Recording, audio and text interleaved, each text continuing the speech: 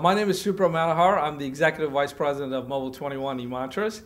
Mobile 21 is one of the first mobile learning platforms. We built the technology to be able to deliver education specific to specific markets. In the K-12 marketplace, we wanted to address being able to bridge the homeschool gap, getting parents involved, and professional development, things where mobility lent more value to the ecosystem than just being on the web. In my role, I'm actually responsible for, I'm kind of like the face of the company. I'm out there in front of the customers, work with the sales and business development team. You know, being a small company, everybody's in sales, so we joke about that. So my job is replicated almost throughout the company. Mobile 21 is kind of unique in the sense that we were the first guys to kind of platformize it. You know, I mean, you probably heard about everybody downloading apps on the iPhone and the Android devices. First thing we did was we said we have to make the apps device independent. So we have apps for every device, whether it's with iOS or Android or BlackBerry, or if you didn't have a cell phone, you had it for your laptop because that's a mobile device too. The cool thing about our app technology from a user standpoint is once the content is synced, it's available both on and offline. So it delivered true mobility.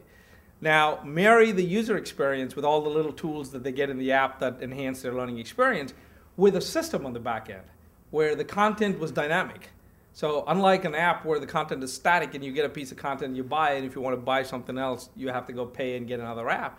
Within the container of the same app, you can actually deliver your entire curriculum. So if I'm in the 6th grade, based on my user credentials, I get my 6th grade content.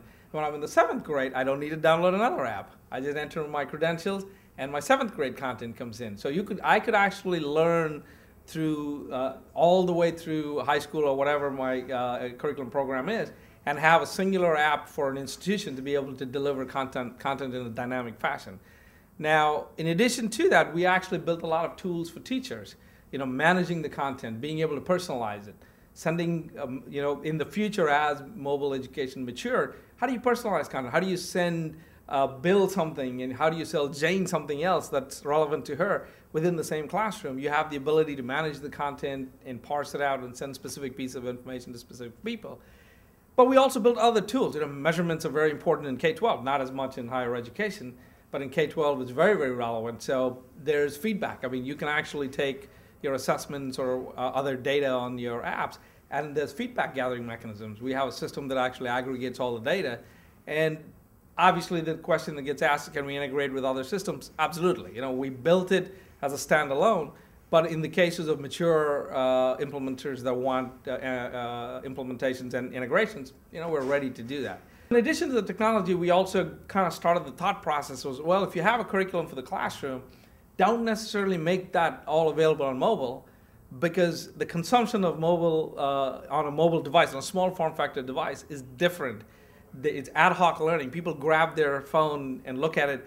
So internally within our company, we came up with the term, the 3 R's of mobile education. It's people review information, refresh knowledge, and reinforce what they already know.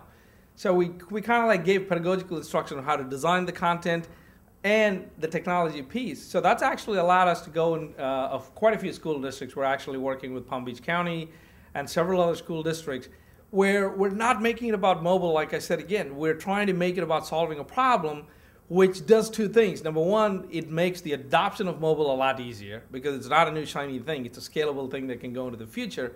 But it also allows us to monetize because we're not on the fringes trying to fight for those other dollars. We're actually trying to get into a solution that's already required and there's dollars for it, and we're able to do it. Whatever you do, do something.